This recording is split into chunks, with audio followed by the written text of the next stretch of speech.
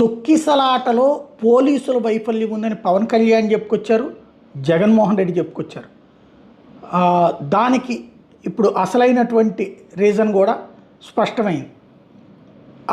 జగన్మోహన్ రెడ్డి పరామర్శించడానికి వెళ్ళినటువంటి సందర్భంలో బాధితులు స్పష్టంగా చెప్పారు, పోలీసులు చూస్తూ ఊరుకున్నారు, నవ్వుతూ ఉన్నారు అన్నటువంటిది. ఒకసారి అది చూద్దాం.